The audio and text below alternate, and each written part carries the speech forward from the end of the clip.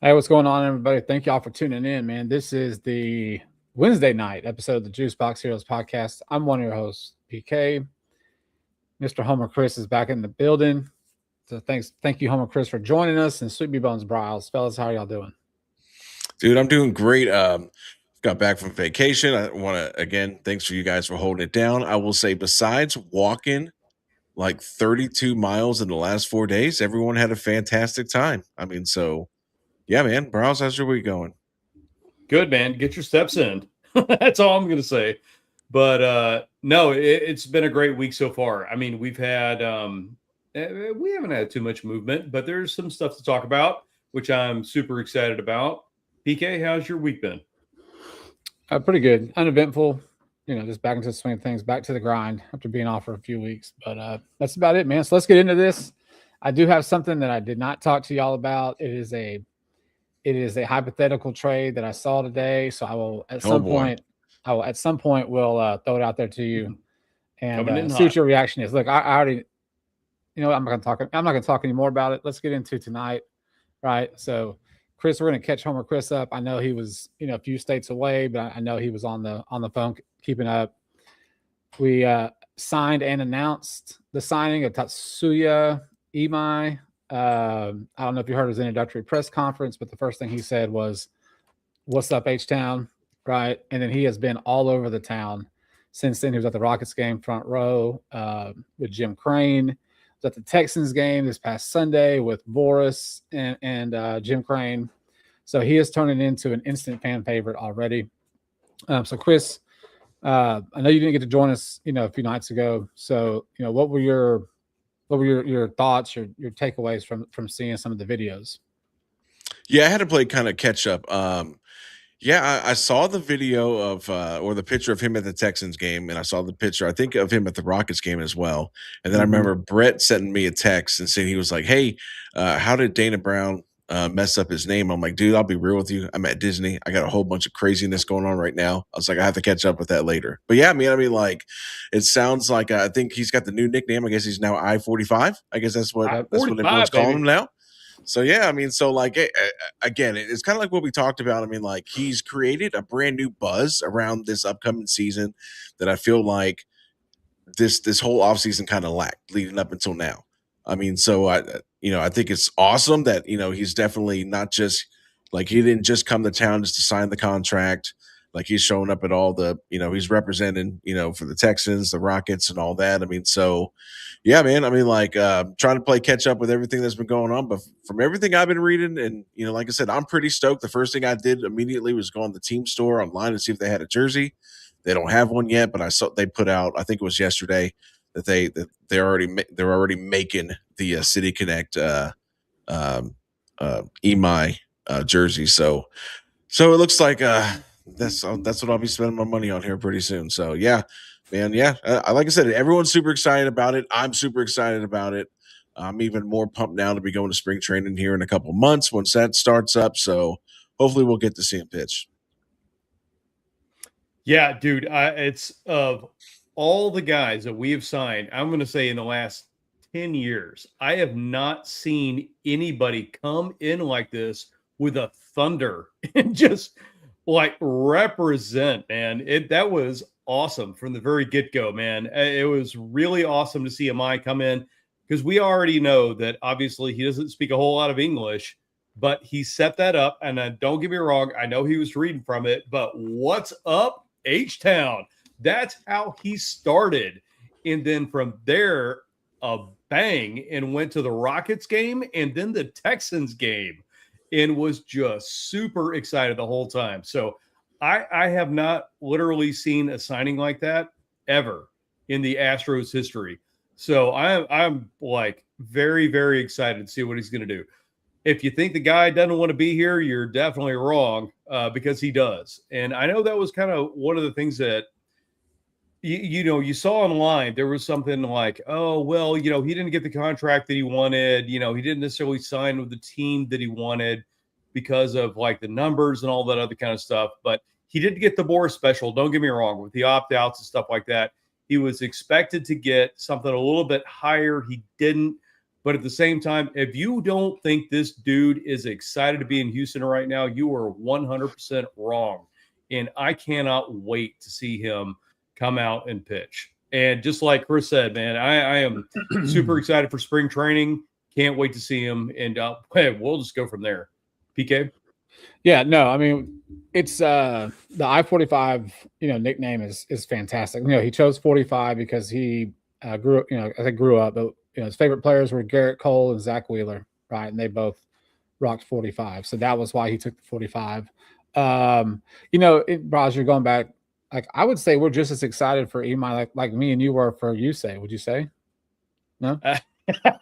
Well, maybe. I do remember you guys were just like you guys like would not leave me alone. You're blowing up my phone with this is the greatest trade I've ever seen. But no, in all seriousness, man, like he has taken over the city. Like his energy is fantastic. Like February 9th, the pitchers and catchers report that are playing in the WBC. On the 11th, the non-WBC participant pitchers and catchers will report. We're a month away, from guys reporting out to Florida.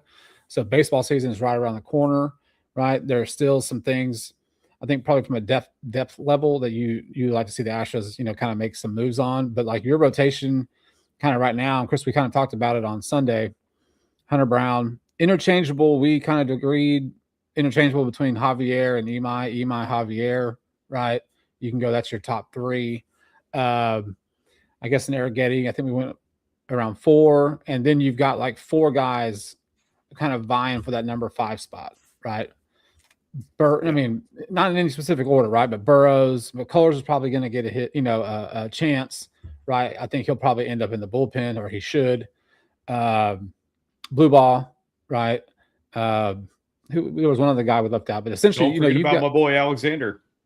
Oh yeah, Costanza, right? So Chris, if you were to lay out what your prediction or how you see the rotation going 1 through 5, like where do you stand, like kind of with what me and Bryles discussed a few days ago?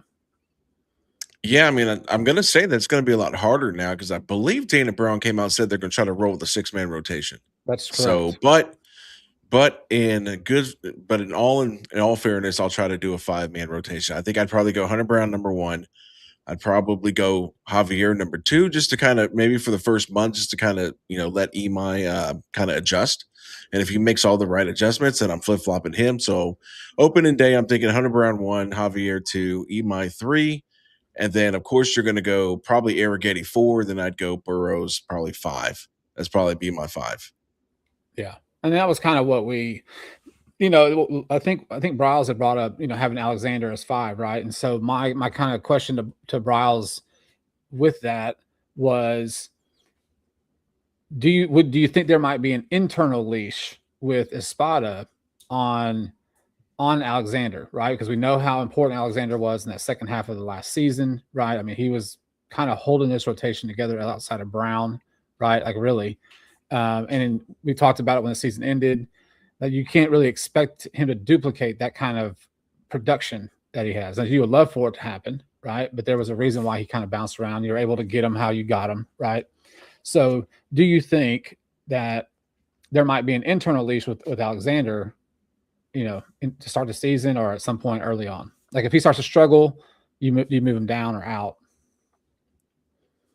Well, I mean, I think that there's still a spot for Alexander, even if it's not in the rotation. And again, kind of like you said, it's really hard for these guys to break out to kind of replicate that.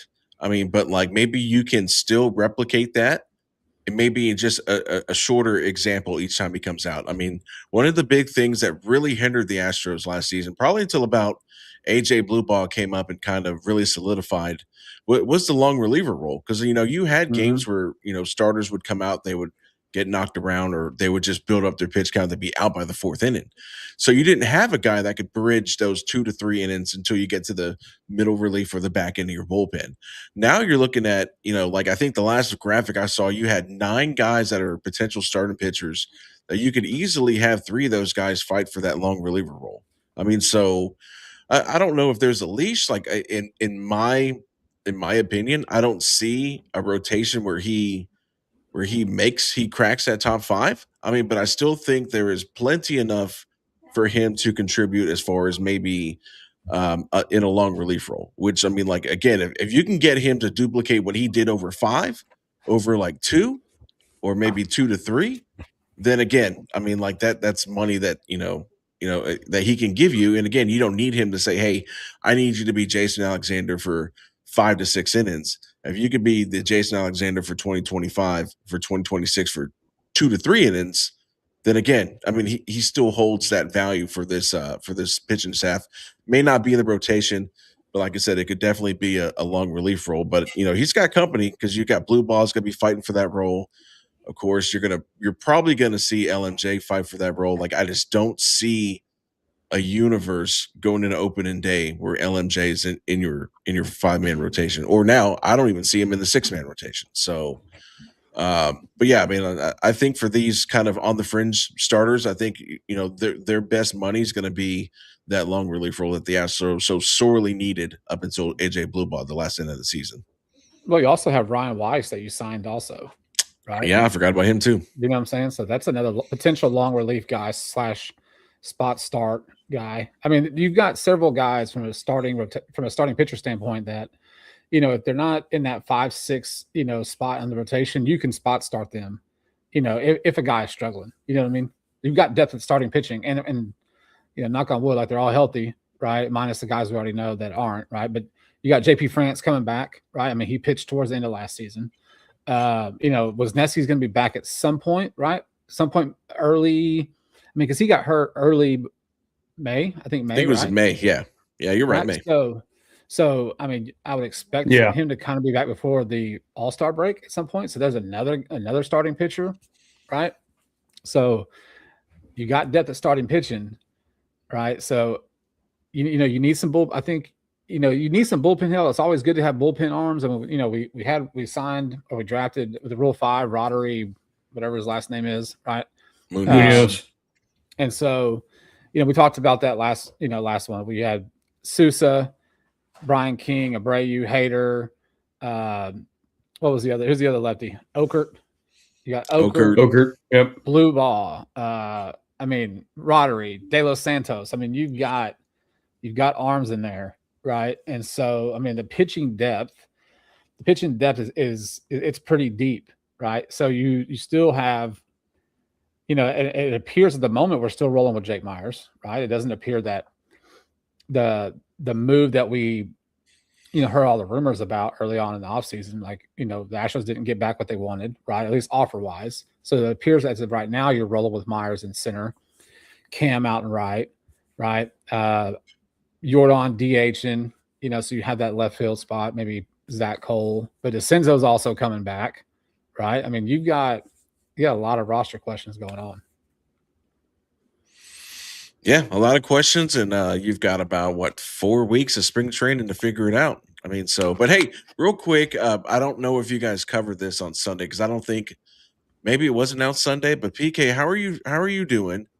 Because I know that one of your favorite Astros relievers was DFA'd to make room for Imai, and that was Caleb Ward. So I knew you probably had to have been pretty heartbroken over there. We actually had balloons on the episode and cake. Man, see, this is why I don't like going out of town because I always miss the good stuff. Yeah, stop doing family vacations. Just hang out on the podcast. But yeah, big O helium balloons for Orr. Yes, that's right. Yeah, so that was look, I mean, you guys know if you listen to the episodes of the podcast, like I'm just not a fan of Caleb Ort. I mean, big dude, throws hard, but was getting rocked every time he was coming out. So sucks to suck, but someone had to move for the Imai signing, and I'll take it. I'll take the Caleb Ort DFA. So Astros did sign a new guy, another pitcher today. Guys, you want to talk about him real quick? Yeah. I forgot how old he was. But I know his name is Christian Mena. And I think I don't know if he had a cup of coffee with Miami. I just know that the picture they posted of him, he was wearing a Marlins hat. So the name sounds familiar. Like I don't remember what his numbers were. I don't even know. Like I said, I think he might have pitched in either Jacksonville, which is their AAA team, or Pensacola, I think is their AA team. I'm not 100% sure. But and I know before we went on, PK was telling me some riveting stats that he had. So I'm gonna PK, I'll find let it. you take it from I'm gonna there. find it. Like y'all keep going because I gotta find this. It's not Mena. It's not Mena though. No, it was Roa. Was it? It was Christian Roa. He Roa, was. that was close. That was Yeah, close. no, he was originally like a huge prospect for the Reds. They selected him, I want to say, in the second round, and thought that he was going to be like a huge part of their starting rotation. And then he just never really panned out. It's like he kind of fizzled out when he got to AAA. And don't get me wrong, he's got the stuff he should. I mean, he's got the build, he's got the weight, he's got everything he should. It just didn't quite work out. So I don't know if it was, coaching as far as like, the Reds had in their AAA system, AA system, and their minors and all that kind of stuff, and it just didn't work out, or if, he just didn't quite pan out like a whole lot of prospects did. But, I think we got to buy on him cheap, and hopefully that our minor league staff can go in there and turning him something, because I mean, how many times have we seen like dudes you've never heard of all of a sudden in the Astros minor league system come up and then just be straight ballers? So, we'll find out what happens, but yeah, this is not a guy that we're looking at for like our major league staff, like coming up right away. So it's going to take him a hot minute to get ready. And I think it's going to take a lot of coaching, maybe a little bit of coddling and a little hand holding to get him to where he needs to be. Yeah. So I didn't, I'm trying to quickly search. I didn't see all the stats on Baseball Reference, but last season he threw 2 games, 3 innings. Let's see, 9 walks per 9, 9 strikeouts per 9. Yeah, look, he's a minor league pitcher. He is from Houston, though. Memorial High School, I believe, is the high school he went to. There you go. He was drafted in the second round by the Reds in 2020 amateur draft from A&M. So, minor league prospect. Let's see what the Astros can do in the minor league system. I mean, just another arm. We know what you talked about it, Bryles. Like, what these guys do. Once they get these guys in the organization that haven't been successful at the minor league level, specifically the major leagues as well.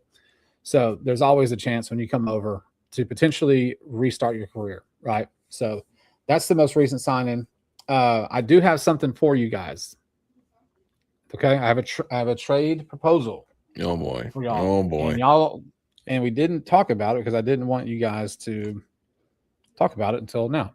So this is courtesy of @justbb_media and Sleeper Astros. Oh, I think I've seen this. All right, go ahead. This is full mock trade. Okay. Wiles.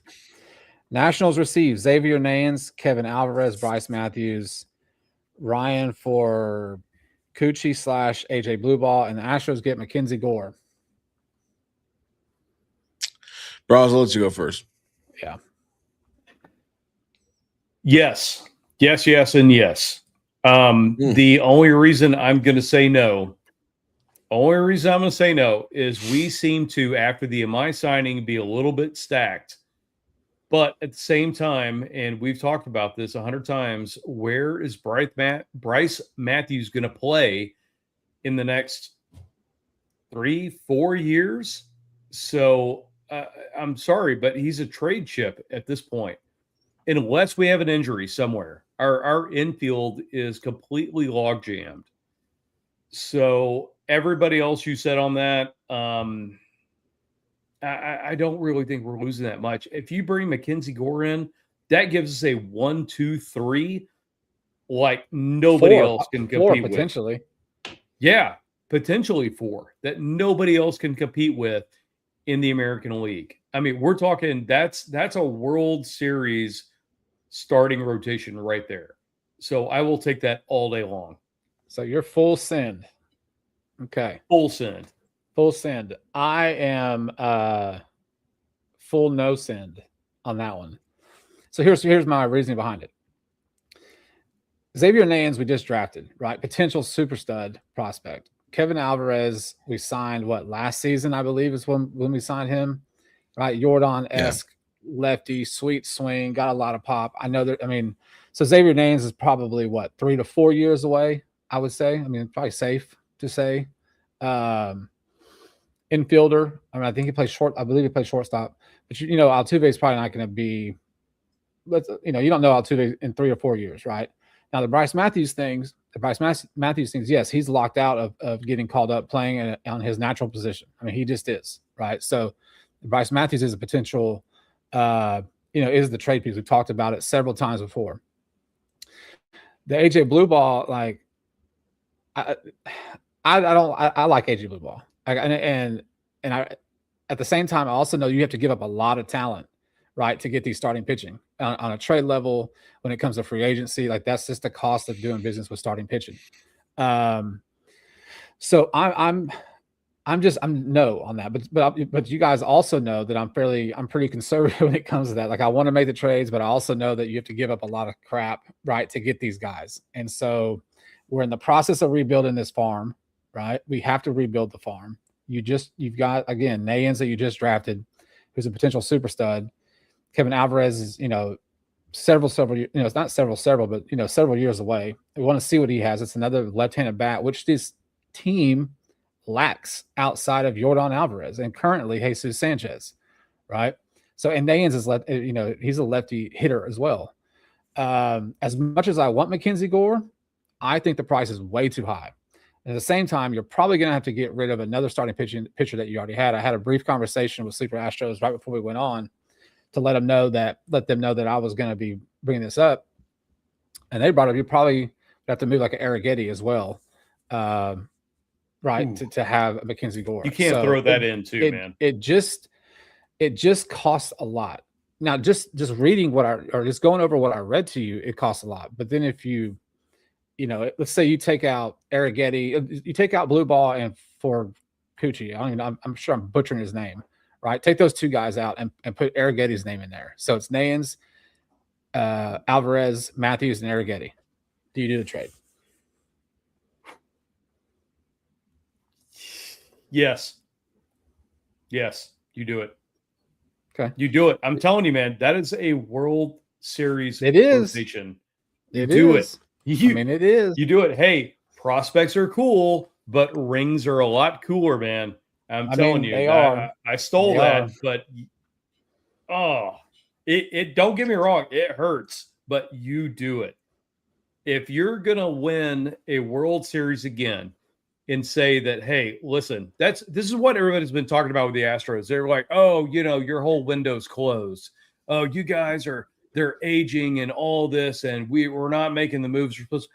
Whatever, man. Listen, if they do something like that and they bring Mackenzie Gore in to put into that rotation, we've already got a World Series infield right now.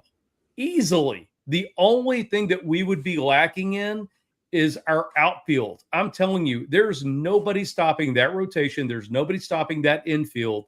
The only thing that we would need to do come trade deadline is make a little bit of a move for the outfield. And this is assuming everybody's healthy. But if you keep everybody healthy, keep Alvarez a DH and do all that, yeah, dude, come on. I'm not stopping that any day. All right. So yes, you're a yes, Browse. So I'm a hot yes. Yeah. I'm going to say this. If Mackenzie Gore, if you still had 6 to 7 years of control over Mackenzie Gore, which I don't think you do. I think you have like this year, and I think he's a free agent after this season, is he? Or you got 2 years of control. Yeah, I'm in years. I'm in the big hell no on this deal. And here's why. Woo! I mean, because you've seen the trades for Shane Baz. I mean, Miami just traded Cabrera to the Cubs today, and it was a pretty hefty return. I feel like you already have a top 3 World Series, top 3 to 4 guys right now. You have Hunter Brown, who's proven. You have Christian Javier, who's already has World Series, a World Series combined no hitter. And then if Imai turns into the Imai that we're all hoping he is, you've got 1, 2, 3 right there. Then not to mention you add, let's say Burrows. Let's see what we don't know what Burrows is because he's never been on a playoff team because he played for Pittsburgh. I just don't feel. I feel like you're giving up too much, and I get it. That's just the price of starting pitching, young, controllable starting pitching. I totally get it. However, And I agree with you're saying too, Bryles. Bryce Matthews is a trade chip. However, if you're going to trade Bryce Matthews, get a piece that you're short at. Like, don't get yourself another starting pitcher. Right now, we're talking about 9 starting pitchers for a 6-man rotation. And now I understand that Mackenzie Gore is better than Jason Alexander. He's probably better than Spencer Arrighetti. I mean, but you're hoping he replicates what he did in Washington last season with a very, very, very, very much better Astros defense, right? So, yes, the potential for him to turn it around is fantastic. But you know what? You could get that in Mike Burrows, and you have him under control for another 6 years.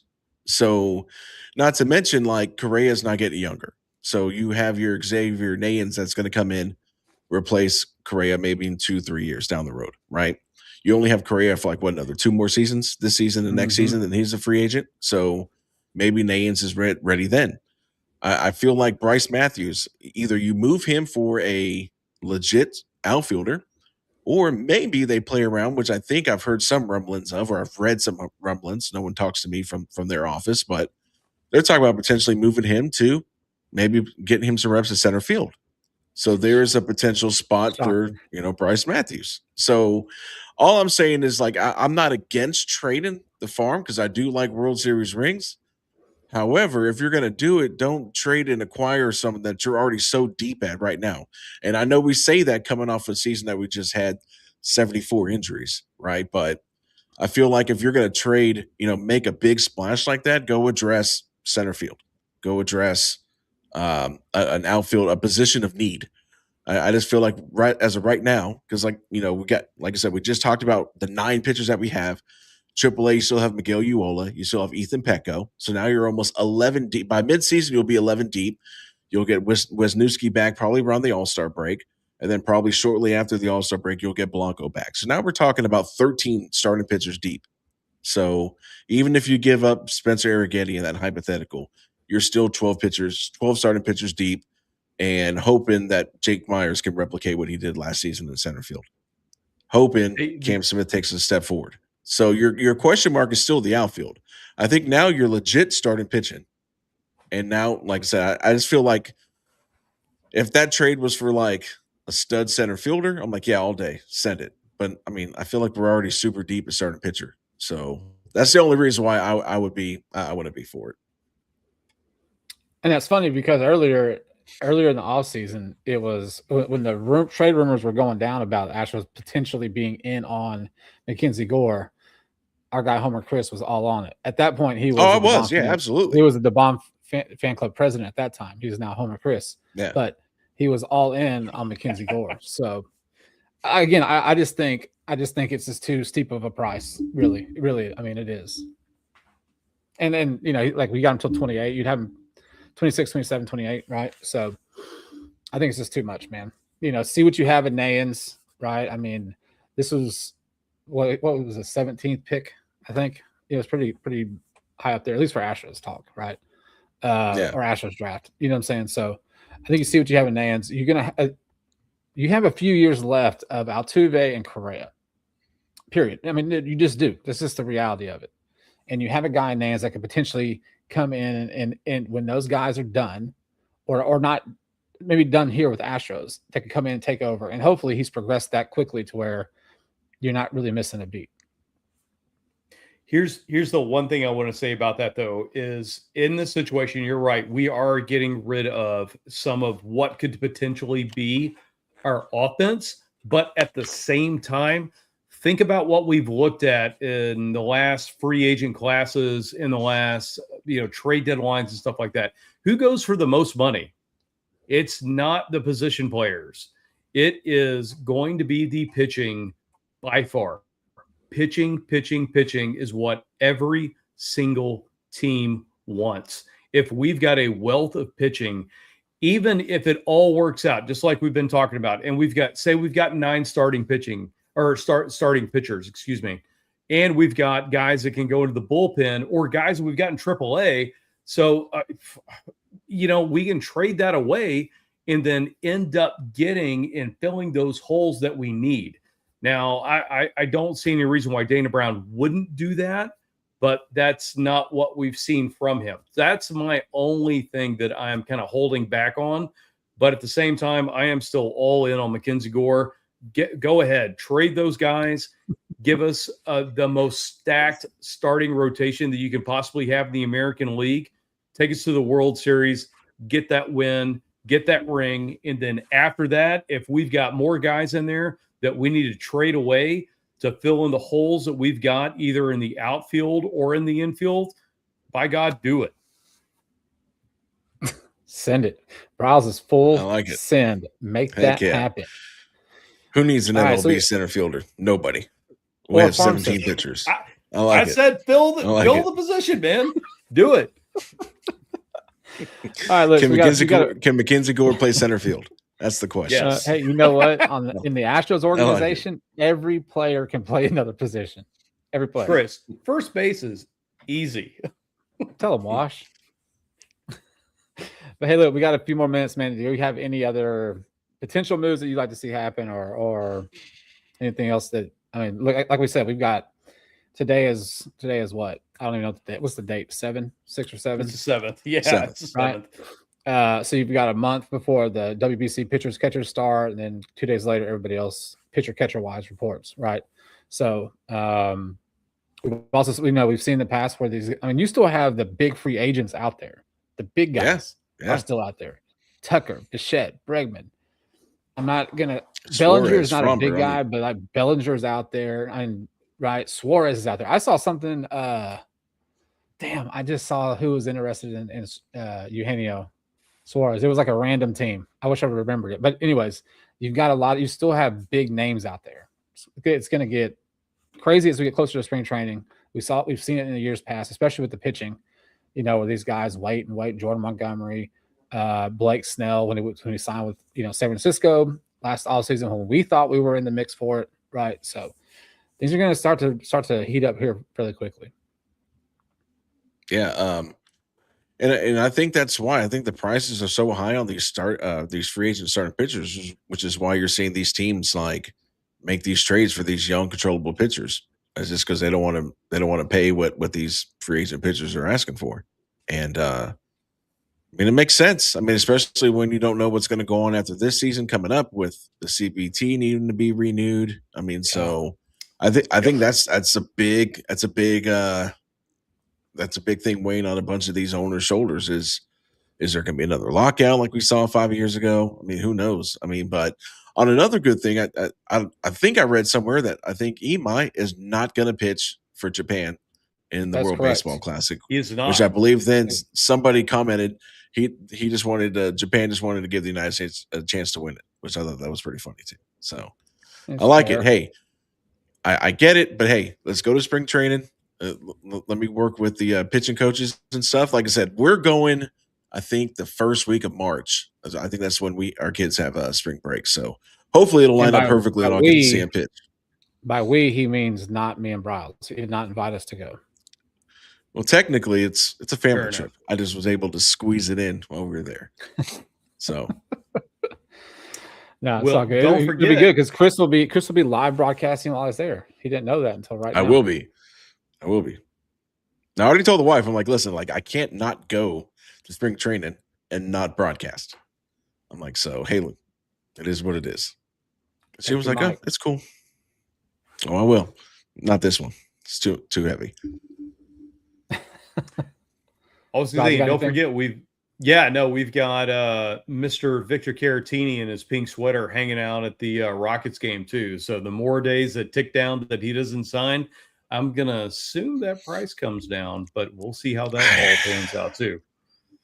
I still don't think I'll leave that matzo ball hanging out somewhere else. Yeah. You think he's going to go somewhere else? Yeah, but I think so. Here's for hoping, man. Here's for hoping. You could be 100% right. Winter ball. Yeah. So that's another thing too. You still got a backup catcher position. I don't know if they're in love with Cesar Salazar. Otherwise, they would have came out like a month and a half ago and said, hey, Cesar Salazar's our backup. So it is what it is. I think they're probably talking to Caratini and saying, hey, man, remember that time we gave you that extra money that no one else would? Why don't you take that same money and come back for a year? Maybe we'll even Yeah. bump it up because I think they're also like 10 million underneath the CVT right now. I mean, so maybe they'll work something out. We'll see. Remember that time I hooked you up, bro? Yeah. Yeah. Remember the time we overpaid for you 2 years ago? Yeah, exactly. Now we need you to come back on the same deal. Yeah. we need you to run it back and hook us up. That's We're right. trying to ball on a budget here. That's right. Well, look, man, I want to thank everybody for tuning in, man. It's great to have Homer Chris back. It's always good when we got all three of us in. So thank everyone for tuning in tonight. We'll be back on Sunday for just another episode. Yeah, Sunday. Man. We're getting closer and closer to spring training. I'm ready to go. But until then, man, look, this is the Juice Box Heroes podcast. I'm your host, PK. That's Chris. That's Bryce. Well, I'll talk to y'all in a few days. All right, guys. Man, Good to be back, Christopher. It is. It's so nice to not have to like be shoulder to shoulder with like 40,000 people. It sounds absolutely terrible. Unless you're at an Astros game. Well, I was not at an Fair Astros enough. game.